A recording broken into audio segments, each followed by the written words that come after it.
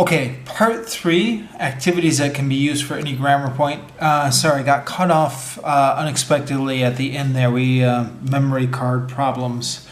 I was basically done. Just for find someone who you can also give the students, have the students make up their own questions.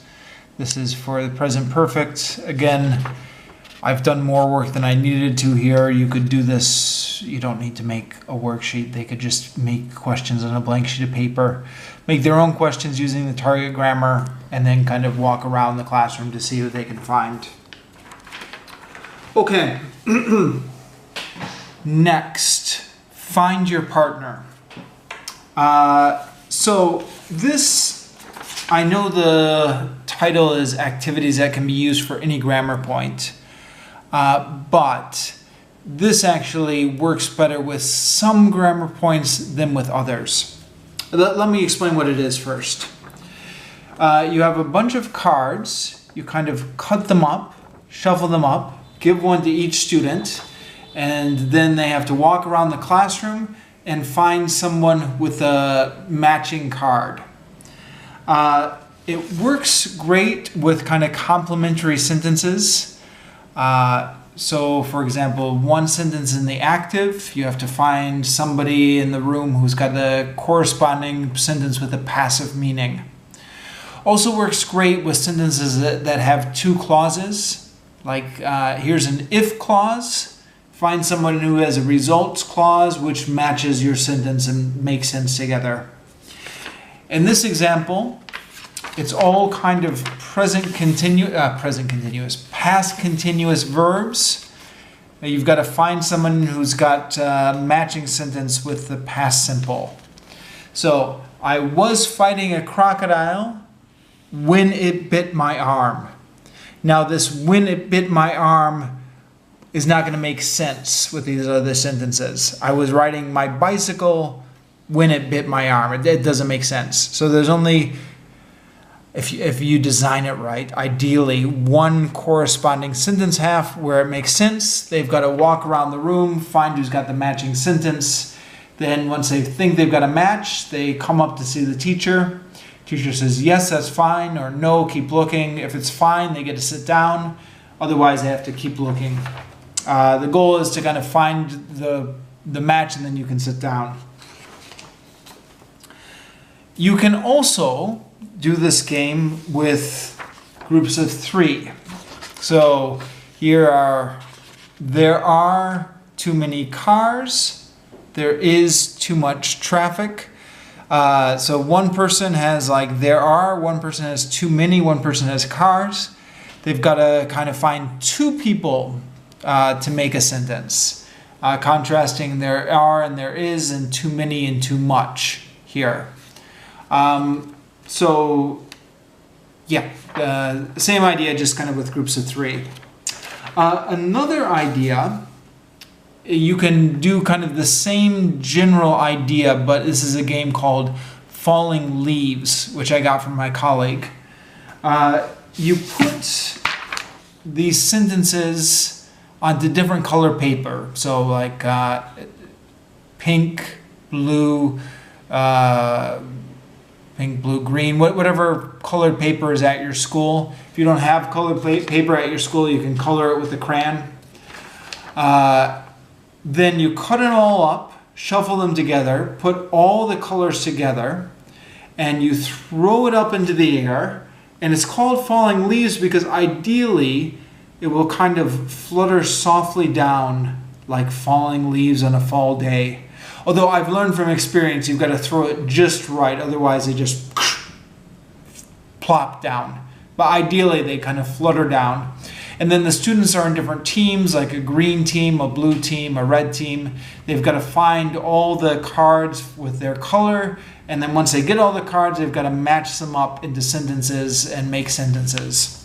So yeah, Falling Leaves is just a variation, another way to do the same idea. Okay, moving on. Next activity is called Garbage Man. This is a popular one at my school, although I've noticed that teachers have two different interpretations of how to use it. Some teachers play it one way, other teachers play it another way. I'll present kind of both ways here. You have a bunch of sentence prompts here. I think this is, what is this practicing? Maybe past, or actually this could be used for almost anything. He paints picture. Present continuous, past simple, present perfect, who knows. So you have a bunch of prompts here. The students have to kind of unscramble these or make the sentence. You cut them up. You have different colors again. So like a green team, a red team, a blue team. You crumple all of them up, kind of put them in a basket, shake them up, dump them all out on the floor. And the students have to take theirs. They can only take one at a time, so they can't take all the red ones. They take one red one from the floor, go back to their tables, in their team, kind of make the sentence. Teacher goes over and checks it. Then they can go and take the next one. And the idea is they're kind of cleaning up the garbage from the floor. It's not real garbage, it's just kind of crumpled up paper. Completely sanitary. But the image of like a garbage man. And then the first team to kind of pick up all their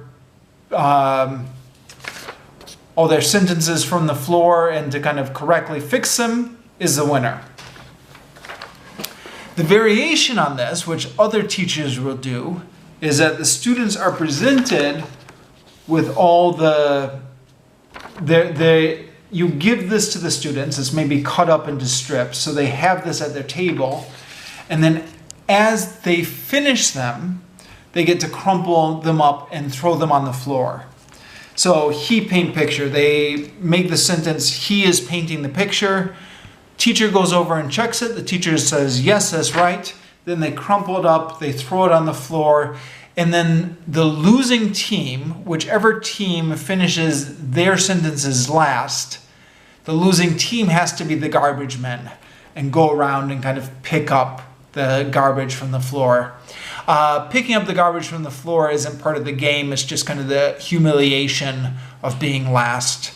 Although again, it's just crumpled paper, so it's perfectly sanitary. It's not unsanitary garbage. But yeah, either way would work. I guess whichever way sounds more interesting to you is how you can run the game. Okay, the next game is something I got from my days in Japan. In Japanese, they call this karuta. Excuse my pronunciation. I've never been able to pronounce the Japanese liquid correctly. Karuta. It's basically a grab the card game. So the teacher reads off a prompt. The students have to grab the card. This works obviously best for vocabulary. So for example, imagine me and my partner have a bunch of different vocabulary cards on the table. Teacher reads the definition. We have to grab the card before our partner does. So again, that's vocabulary, but this is about grammar. So how would this work with grammar? Well, it can work in different ways. Again, depending on the grammar point, you can have kind of matching sentences like active, passive. Teacher reads the active sentence. The students have to grab the passive one. If clause and result clause. But I've found this kind of, I can use this for any grammar point. If I read the situation and then the students just have to grab a card with a target grammar on it. For example, this is one I did for a lesson on modals. So each sentence has a different modal. I should have studied harder. People shouldn't talk on their phones during the movies. I don't need to bring my umbrella. Semi-modals as well. I really must clean it someday. And then I read out the situation. For example, I failed the test. And then they have to grab the sentence in the target language that matches the situation. In this case, it's, I should have studied harder. So I read the situation, they grab the sentence with the target grammar. It's a little bit teacher-centered, obviously, the way you do it this way. The students are just kind of listening and grabbing it. You can make it more student-centered by playing it again, but this time the students have to kind of say the situation. In this case, that wouldn't practice a target grammar, but you could also do it where the prompt is in the target grammar, and the cards are the situation. In that case, the students would have to think of the prompt. So maybe in groups of 3, one person is saying the prompts, the other 2 are grabbing the cards. That makes it more student-centered. Okay, next, gonna get some water here. I think I'm talking too much. My voice is getting a little bit hoarse, but I'm gonna try and power through this. Let me know if can you hear me? Am I still intelligible? If you can't understand me, then let me know, and I don't know what I'll do. Maybe do this again someday. Okay, next is a grammar auction. Now there are a lot of different ways to set this game up, but the basic premise is you present the students with some sentences that are correct and some sentences that are incorrect, and they've got to, but it depends how you want to set it up. Obviously the name is Grammar Auction, so traditionally there's an auction. There are different ways to set this up again, but one way you can do it is they have to compete to buy the correct sentences. So you read off a sentence, then you auction it off. Okay, $5, $10, $25.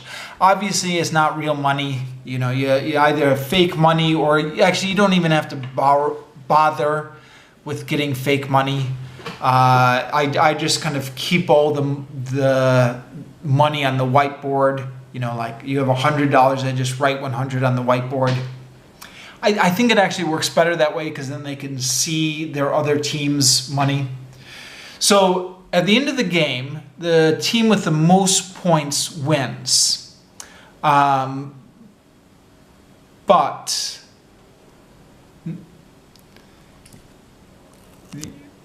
at the end of the game, okay.